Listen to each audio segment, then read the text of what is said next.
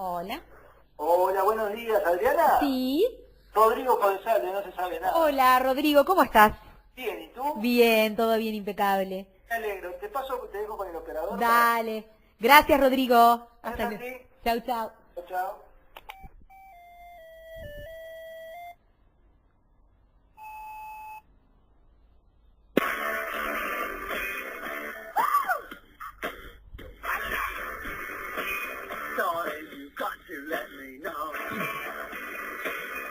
Señoras y señores, seguimos en la 1090, seguimos en Radio Imparcial, como todas las tardes de 12 a 2 de la tarde, como siempre, no se sabe nada.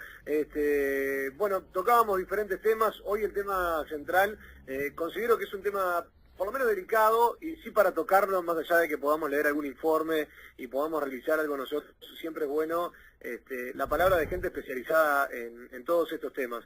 Y por eso del otro lado tenemos a Adriana Sabio, para poder hablar de todo esto, la psicóloga Adriana Sabio, y bueno, te damos las gracias primero por atendernos en el día de hoy, que tenés una jornada recontra complicada, Adriana. Bastante complicada. Muchísimas gracias, Janet, por la invitación y bueno, un placer, pero siempre es nuestra primera responsabilidad, ¿no? Devolver a la población y trabajar en la prevención. Así que acá estamos.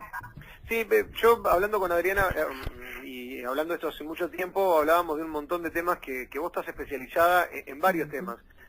Inclusive, bueno, hablamos un largo y tendido sobre el tema de los asesinos seriales como Pablo Goncalves, hablamos de violaciones y de un montón de temas, y me parece que sos una persona que se puede hablar de absolutamente todo, porque bueno, básicamente tenés estudios sobre todo. Y te contactábamos justamente en el día de hoy para poder hablar sobre el caso de los suicidios, más precisamente, sobre los demás temas en algún momento que te agarremos un poco más desocupada. No hay problema, te molestamos. lo importante es la voluntad. Bueno, a ver, la formación, yo tengo la especialidad en la parte forense y como bien saben ustedes, la parte forense también tiene una subdisciplina que es la suicidología forense, que trabaja justamente el análisis del fenómeno del suicidio en términos generales, que actualmente en nuestro país nos está golpeando de una manera bastante complicada. Hoy por hoy el Uruguay está siendo vanguardia, desgraciadamente desde el punto de vista de las cifras en el Observatorio Latinoamericano, como el primer país en Latinoamérica de más índice elevado de suicidio en la región, ¿no, verdad? Estamos frente a cifras bastante complicadas. Yo investigando un poco y actualizándome los últimos datos de los observatorios, nos encontramos en realidad con muchísimos más casos del pico más grande que hubo en nuestro país de suicidios, que fue con la crisis económica del 2002. Que tuvimos valores bastante elevados, pero en esta oportunidad se elevan muchísimo más por encima.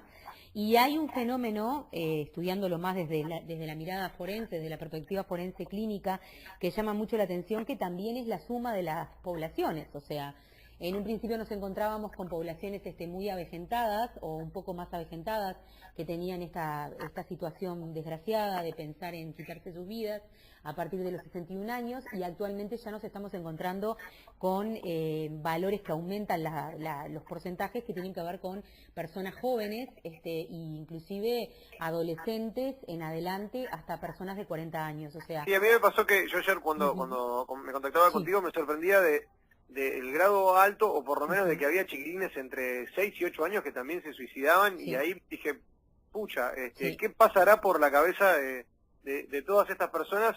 Me imagino que deben ser cosas completamente diferentes entre un niño y un adulto, porque sin duda hay otros problemas, pero a rasgos generales, o por lo menos, ¿se podría decir que hay un patrón en el suicida o no? Bueno, a ver, ¿qué pasa? Nosotros en realidad el fenómeno del suicidio, por lo menos de la perspectiva forense, lo que siempre se analiza es tratar de estudiarlo desde la, diríamos, circunstancia cultural y poblacional de la que se analiza. O sea, nosotros como diríamos, población potencialmente suicida tenemos una característica determinada, como uruguayo frente al fenómeno del suicidio.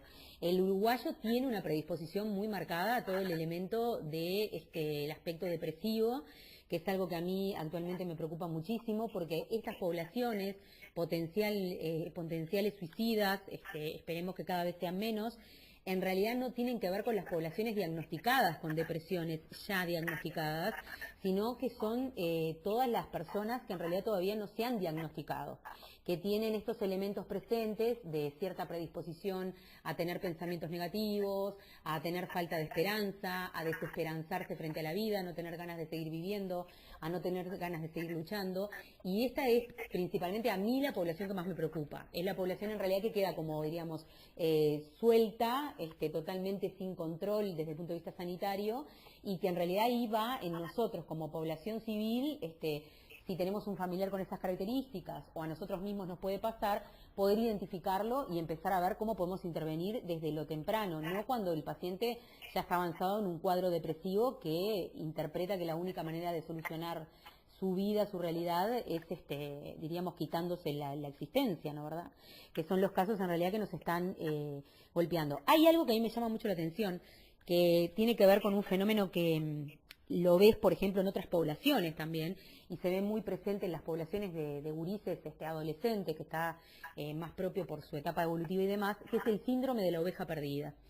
¿Eso qué es? El síndrome de la oveja perdida es algo interesante que se trabaja en la parte neurofisiológica, que tiene que ver con que nosotros en realidad en nuestra base tenemos una base biológica, de forma de pensar, de estructura cerebral, y respondemos en realidad a la esencia de una manada. O sea, nosotros pertenecemos a una manada fisiológicamente, necesitamos tener personas a nuestro alrededor que nos acompañen, y eso nos devuelve mucho más que estar acompañados, nos devuelve un objetivo frente a la vida y tratar de enfocarnos y apuntar hacia algo, ¿no, verdad? O sea, esto del destino, de qué es lo que quiero hacer, qué es lo que quiero ser y qué es lo que quiero conseguir. Este aspecto, desde el punto de vista fisiológico y neurológico, es muy importante porque es la base de la que emergen o no emergen los químicos necesarios para que la persona o se deprima o no se deprima. O sea, para traerlo a tierra, sí, si yo me siento solo y no tengo mucha compañía y demás, puedo llegar a tener el síndrome de la oveja perdida. Exactamente. Perder la esencia frente al destino de la vida. O sea, interpretar como que yo ya no tengo más que hacer acá. O sea, no tiene sentido que exista, qué es lo que estoy aportando, no sé a quién le respondo, no sé a ¿Eso pasa mucho? Eso es muy común y en la clínica lo ves mucho con pacientes, aparece muchísimo, que tienen todo, que en realidad quizás no tengan, gracias a Dios, problemas de salud, ni tampoco a veces problemas demasiado importantes laborales, pero sin embargo sienten como que no tiene sentido su existencia. Entonces, este aspecto es importante para compartir con toda la gente, porque en realidad el sentido de nuestra existencia aparece cuando estamos en contacto con nuestro grupo de pares o nuestra manada. Si nosotros quedamos solos, aislados y totalmente desconectados de nuestro entorno, perdemos justamente esta estimulación que el entorno nos devuelve. Y ahí nuestro cerebro empieza a generar bajos niveles químicos de determinadas hormonas que tienen que ver con la felicidad, con el bienestar psíquico, y se empiezan a sumar una cantidad de factores, no solamente fisiológicos, sino psicológicos, que nos empiezan a arrastrar a aspectos más depresivos, que después pueden terminar conformando una depresión, o este tipo de poblaciones que quedan como totalmente deshilachadas o sueltas al margen, que están como almas deambulando en pena, que sienten que no tienen sentido de vivir y demás, y que caen en este tipo de circunstancias que puede estar explicando en parte estos niveles elevados, diríamos, de población con tendencias suicidas más marcadas, ¿no, verdad? Adriana, sí. Esto es importante saberlo, ¿sí? Sí. Te habla Rodrigo Codesal. ¿Cómo estás, Rodrigo? Buenos días, sí. Bueno. Yo había hablado contigo recién. Sí, ¿cómo estás? Bien. Con respecto a lo psicológico, está. Ahora, con respecto a lo que es lo institucional, lo estructural de la materia, sí, se dice que en Uruguay se suicidan 2 personas por día. 2 personas cada 3 días. 2 personas cada 3 días. Bueno, se dice que Uruguay aparece como un punto rojo dentro de lo que es la Organización Mundial de la Salud. Sí. Ahora, el Programa Nacional de Salud Mental, ¿está funcionando bien, correcto, regular, mal o muy mal para vos? Mirá, con respecto a la pregunta administrativa, es todo un tema. Yo estuve observando, porque digo, hice como una especie de búsqueda rápida genealógica en el tema de las documentaciones y demás. Desde el 2002, desde mayo del 2002, nosotros tenemos una ordenanza del Ministerio de Salud Pública, y esto es muy importante, porque de hecho cuando trabajás como psicólogo en la parte clínica, a nivel público, privado, lo tenés que tener muy bien en cuenta. Hay una ordenanza impartida por el Ministerio que obliga a dar seguimiento a este tipo de casos. Cuando hablamos de dar seguimiento a este tipo de pacientes, no es el paciente, como yo repetía al principio, avanzado o ya diagnosticado con una depresión o depresión mayor. Y acá hay algo que hay que entender y que estaría bueno que todos lo pudiéramos captar para poder ayudarnos entre todos. El problema en este tipo de circunstancias frente a la figura del paciente es el paciente que todavía no está diagnosticado. ¿Por qué? Porque el paciente diagnosticado, desde el punto de vista clínico, más allá de que vaya o no vaya muy seguido a controlarse, tiene una cierta observación y seguimiento. El paciente no diagnosticado es un paciente que inclusive, desde el punto de vista del funcionamiento mental, tiene muchísimo más manejo frente a sus conductas físicas y frente a sus conductas psíquicas. ¿Qué quiere decir esto? No estamos hablando de un paciente depresivo que no se puede levantar de la cama, sino que estamos hablando de un paciente que está entrando en una posible depresión, que tiene movilidad física y que tiene voluntad psíquica de hacer cosas bajo ese efecto ya deprimido. Y ahora, esto es muy importante, porque, perdón que te haga un paréntesis ahí, ¿por qué? Porque en realidad en este tipo de poblaciones nos encontramos con poblaciones que después muchas veces pueden desembocar o en incidentes violentos, en este tipo de estados mentales, frente a ellos mismos, por supuesto, atentando contra sus propias vidas o atentando contra las vidas de otro, o en concreción concreta justamente del suicidio propiamente dicho, ¿no, verdad? Porque tiene, diríamos, la capacidad física y psíquica de poder moverse frente a la acción. No es lo mismo que un paciente que no se puede levantar de la cama o que vive encerrado en la casa, es diferente. Y esta es la población que nosotros me parece que tenemos que utilizar como guía, es una población central para poder analizar, ¿no? Perdón, dime, sí. Yo te pregunto porque podemos estar de acuerdo de que hay una gran parte de la población que no está que no está diagnosticada. Exacto. Ahora, es difícil también si no se concurre a una visita médica o demás por cualquier otra circunstancia, si es una gripe, que el ministerio también pueda generar un diagnóstico. Hablo de salud pública, ¿no? Sí. Puede pasar en cualquier sociedad. Sí. Pero hablo de salud pública, generar un diagnóstico con respecto a una persona que no se atiende por nada, o sea, que no va a un hospital. Ahora, el que sí va, no sé, por un cuadro febril a un hospital público, los médicos de puerta de las emergencias, hablo de los médicos de medicina general, un traumatólogo, lo que sea, ¿están capacitados, están para de repente atender ciertas manifestaciones o algún tipo de sintomatología, no sé si está bien dicho, algún tipo que se pueda ver en expresiones del paciente Sí, me estás preguntando, y se pueda derivar? Sí, me estás preguntando concretamente lo que tiene que ver con el estudio anamnésico, o sea, con la anamnesis que se hace con el paciente, por más que te llegue por un dolor de cabeza. En realidad, a ver, no está ordenado, diríamos, por lo que yo tengo entendido, obligatoriamente poder indagar esos aspectos. Pero si a mí me lo preguntás desde el punto de vista de lo que es un psicólogo clínico, o un clínico en general, cualquiera sea su profesión, es importante poder indagarlo y poder preguntarlo, y ya de hecho cuando vos te presentás frente al paciente observás determinadas cosas que aparecen y que bueno, y que hay que estar muy sensibilizado para poder percibirlas. Hay muchísimos mensajes que están llegando a través de las redes sociales, a través de los mensajes. En algunos, por las dudas, estamos hablando con la psicóloga Adriana Savio. Hay varios mensajes con respecto a casos particulares y casos puntuales. Inclusive nos preguntan el policía que se suicidó y el psicólogo no lo supo interpretar y demás de cosas que de repente capaz que...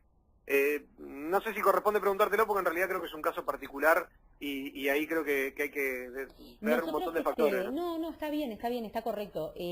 A ver, sin ánimo, por supuesto, de responsabilizar, porque de hecho yo no estuve en el caso de manera directa. A ver, A nivel clínico pueden a veces suceder aspectos que no permitan, por un tema de hermetismo del paciente y demás, que a veces el técnico pueda ver, diríamos, que hay determinadas tendencias o predisposiciones a lo depresivo. También, por supuesto, tiene que ver con la sensibilidad que tenga desarrollada el técnico. El técnico tiene que estar muy desarrollado en la sensibilidad de percibir elementos. Hay elementos que tienen que ver con la presentación del paciente. Un paciente que se presenta de una manera aseada no es lo mismo que un paciente que se presenta descuidado. Las mujeres, por ejemplo, si se tiñen el cabello sin el cabello teñido, las uñas mal alineadas. O sea, hay una cantidad de aspectos que hacen a nuestras presentaciones, diríamos, frente a lo social, que cuando la persona está entrando en un cuadro depresivo se empiezan a ver totalmente deterioradas. Que lo vemos mucho con los viejitos, ¿no? Te cambio de tema, porque hoy algo que tocabas que a mí me quedó, Adriana, es el hecho de que muchas veces inclusive no tiene que ser por una condición social, no, de que el tipo tenga plata o no, y bueno, se suicida igual. Para la gente que no tiene el ojo clínico, porque conozco casos que son de cerca, que de repente no tenía, o por lo menos no le veía nada aparente como que le generara a esta persona hacer lo que hizo, y de un día para el otro lo termina realizando o se termina quitando la vida. Hay algo que uno pueda decir, bueno, por acá puedo ir, tampoco lógicamente no vamos a ir corriendo a nuestros hijos para ver si le está pasando algo, pero claro. ¿Hay algún cambio que os diga, bueno, acá tengo que abrir los ganchos? Y, a ver, los indicadores más importantes son la presentación frente a los otros, el descuido del aseo personal, que es lo que podemos ver a grandes rasgos.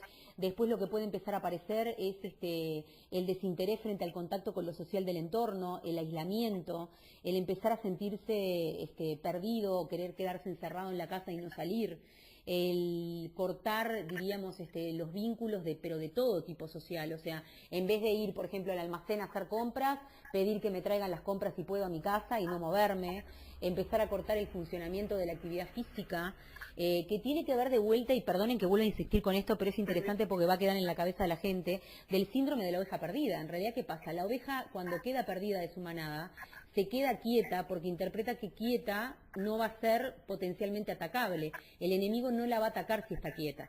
A nosotros nos pasa exactamente lo mismo como a los animales en ese punto, desde el punto de vista neurológico. Cuando se inicia la depresión o se inicia el proceso depresivo, el sujeto en realidad lo que queda es paralizado y quieto frente a lo que le está pasando en el momento. Yo siempre a mis pacientes les digo que hay que preguntarse no cuándo pudo empezar, hay que preguntarse cuándo yo empecé a interpretar que tenía que quedarme quieto para seguir viviendo. Y ahí es cuando se inicia el proceso depresivo.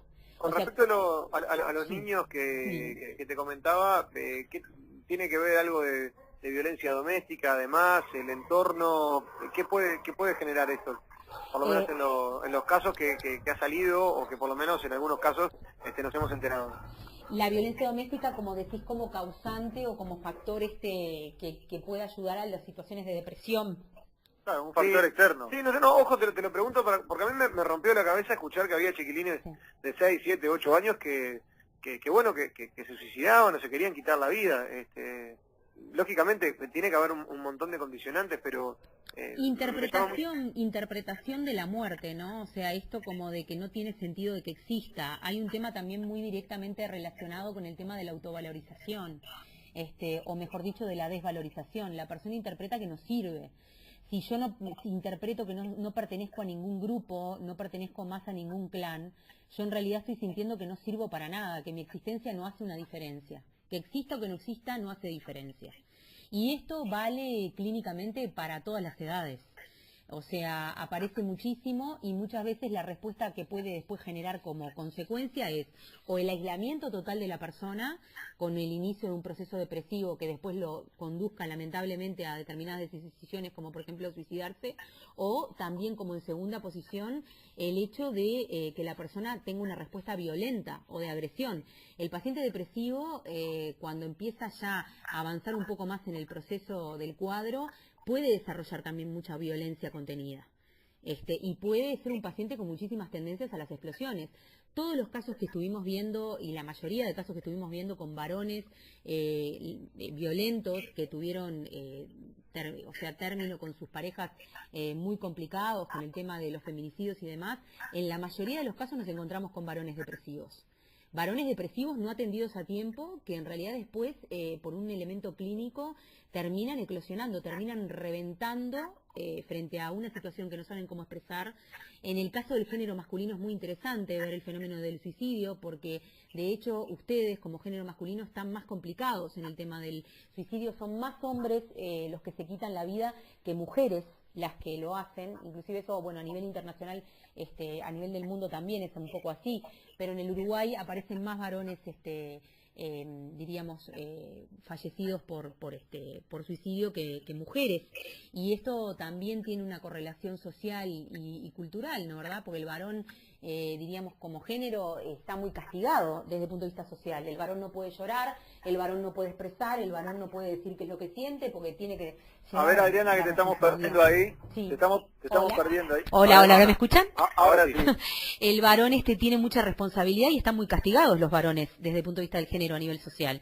Ustedes parece que como que no pudieran llorar, no pudieran expresar, entonces todo esto carga muchísimo, y bueno, unido a elementos depresivos, no estoy por supuesto justificando estos hechos ni mucho menos, pero nos encontramos con este tipo de varones que a mí los otros días me estaban haciendo una nota en Salto y les llamaba la atención que yo le decía, justamente este origen diagnóstico más depresivo del varón violento. Porque las personas interpretamos naturalmente que la persona depresiva es una persona totalmente pacífica y no es así. Desde el punto de vista clínico, el depresivo o el potencialmente depresivo es una persona muy angustiada, que a su vez está sumamente triste, muy impotente, muy indignada y puede llegar a ser muy violenta en determinados momentos de explosión, antes de, por supuesto, caer en un diagnóstico depresivo más profundo y más sumergido, ¿no, verdad? Ahora, Adriana, a mí Sí. me interesa ir más allá. Sí, cómo no. Sobre todo para el que está del otro lado y que de repente nosotros no lo sabemos, si tiene algún problema y se encuentra en un pozo depresivo y de repente no sabe a dónde acudir, porque es la realidad.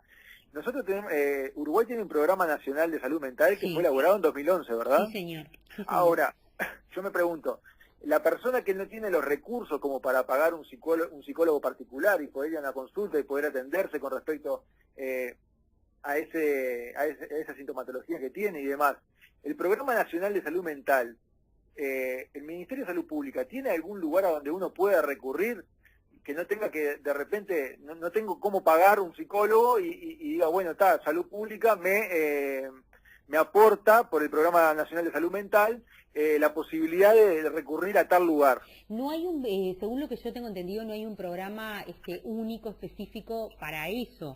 Lo que sí te puedo decir es, y puedo responder por supuesto a toda la población en este sentido de que, a ver, si nosotros necesitamos una cobertura abierta, cualquier puerta de emergencia, si yo voy como diríamos, paciente y planteo lo que me está sucediendo, me tienen que poder atender. Lo que pasa es que hay un tema ahí con esto que me preguntás. O sea, a ver, son como dos canales, ¿no?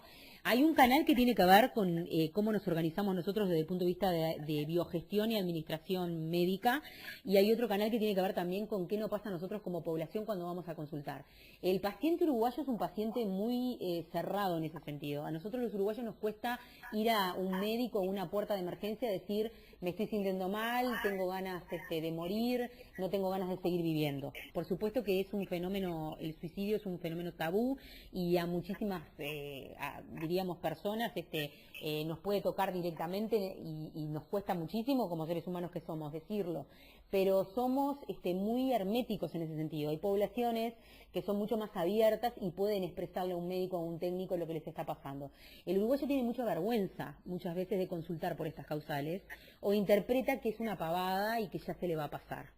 Y acá es un tema que tenemos desde el punto de vista clínico porque empezamos a aguantar, empezamos a cargar problemática y termina muchas veces explotando en todo esto otro. Por el aspecto que me preguntabas desde el punto de vista de la administración médica, es todo un tema. Sí sé que si van a puertas de emergencia en instancias públicas o privadas, por supuesto que se los va a atender en este tipo de intervenciones. Capaz que habría que mejorar el tema del seguimiento, ni que hablar. Nosotros como país siempre tuvimos problema a nivel médico de todo lo que son los seguimientos de diagnóstico y los procesos de seguimiento en general en el campo clínico y técnico, que tiene que ver con los registros, con la manera de registrar. Capaz que habría que agregar, sí, a la anamnesis general médica en un punto cero, cuando el paciente va en el inicio número 1 de la consulta, preguntas acerca de cómo está de estado de ánimo. Esto nunca se contempló totalmente, nunca se valoró de una manera fuerte y seria. Vos sabés que justamente hay un mensaje, Adriana, que dice eso, ¿no? ¿Qué pasa cuando la persona está angustiada y sin ánimos de nada, pero el sentirse fuerte le hace tratar todos los días de salir a pelearla hasta que se cansa? Ahí, ¿quién se da cuenta? ¿Quién puede ayudarla cuando pasan estas cosas? Bueno, ahí lo que me está planteando la persona que está escuchando es justamente lo que tiene que ver con la capacidad de adaptación, ¿no? O readaptación. Nosotros tenemos una capacidad de adaptación natural desde el punto de vista psicológico, pero claro, ¿qué pasa? Cuando eso es excedido también y yo en realidad todos los días me tengo que readaptar a lo que me está tocando vivir, yo empiezo a generar un desgaste. Puede ser que yo siga adelante, ¿no verdad? Pero mi motor a la larga se termina fundiendo. Y en ese tipo de circunstancias quizás es interesante poder hacer una intervención. Capaz que la persona pueda consultar y hacer un seguimiento psicológico o ir a algún espacio donde pueda hablar de lo que le pasa y canalizar, porque no quiere decir que porque yo no me esté quebrando y los demás no me ven quebrado, yo estoy perfecto por dentro. Cuidado con eso porque este tipo de fenómenos son como muy vidriosos en ese sentido, ¿no verdad? Ahora, Adriana, por eso, y vuelvo a una pregunta anterior. Sí, cómo no. ¿No estaría bueno que las personas que trabajan, los médicos que trabajan en puerta, hablo de emergencias, tengan algún tipo de capacitación extra con respecto a estos temas de cómo detectar ciertas actitudes de los pacientes que van por otras cosas, para poder derivar y poder de repente conversar con ellos? Porque yo lo que veo es que la mayoría, lo que están más preocupados es por sacar, ¿no? Atiendo, saco, Exacto. y a veces demoras 2 horas para que te atiendan, estás 5 minutos, te sacan para afuera y ni siquiera te tocan, ¿no? O sea, para ver qué tenés. Entonces creo que acá tampoco se atiende. Y cuando somos uno de los países con mayor tasa de suicidios a nivel de América Latina, creo que a nivel de Estado, creo que esto sí que es una política de Estado, de poder ocuparse un poquito más de lo que es la salud mental. Claro que sí, porque digo, de hecho, o sea, nos estamos, diríamos, suicidando, por mes son 53 uruguayos que se suicidan. Esos son los datos del Ministerio del Interior actuales y fíjense que son más uruguayos que se suicidan de los que fallecen lamentablemente por razones de accidentes de tránsito. Sí, es un disparate. Es un disparate y lo que tú estás planteando es totalmente pertinente. De hecho, yo lo que sostengo claramente es, primero, sensibilizar muchísimo más. Hay un tema que tiene que ver con la condición médica y esto por supuesto tiene nada que ver con con los técnicos médicos, que tengo muchos amigos y demás, pero digo, tiene que ver con la escuela médica que está educada desde un origen a atender en la intervención en crisis exacta. Y este tipo de fenómenos hay que poder percibirlos antes de la crisis. Porque cuando acá intervenimos en la crisis, ya estamos interviniendo en el sujeto que ya está decidido a hacer un desastre. Sí, ya lo agarramos tarde. Exacto, entonces quizás lo que habría que hacer, sí, claramente, ni que hablar, pero habría que hacerlo. O sea, hay que empezar a efectivizarlo, sensibilizar más en esto de trabajar en el pre-crisis, ¿no? O sea, esto de, bueno, que capaz que el paciente no es que se quiere quejar por deporte, capaz que el paciente realmente le está pasando algo. ¿Y qué es lo que le está pasando? ¿Por qué tiene tanto malestar? ¿Por qué le está costando tanto llevar adelante determinadas cosas en su vida? ¿Por qué habla como habla? Fíjense que, por ejemplo, la Organización Mundial de la Salud ya está hablando de lo que se llaman los intentos de suicidio terciarios. Esto es, a ver, ¿cómo les explico? El paciente no necesariamente a mí me tiene que decir que quiere realmente matarse. Puede pasar que el paciente quizás a mí me hable, y esto es lo que yo creo que hay que sensibilizar, y haga comentarios como, por ejemplo, me pasó tal cosa y me quiero matar. Si me pasa esto, me quiero matar. Que a veces uno lo escucha, vieron en discursos así, que habla en la calle, cotidianos y demás. Bueno, hay que atender ese tipo de señales también. Y esto capaz que parece muy exagerado, pero no se crean que están así. Porque en realidad a nivel inconsciente ya el paciente está expresando algo que tiene que ver con esto de, bueno, pero a ver, ¿cuánto vale su vida también, no? Capaz que no es tan comprometido, pero ya está diciendo algo que tiene que ver con el entorno o con lo referente a la muerte. Y hay que aprender a escucharlo. Esto que yo digo ahora al aire, que puede parecer una tontería, es muy significativo en un plano clínico.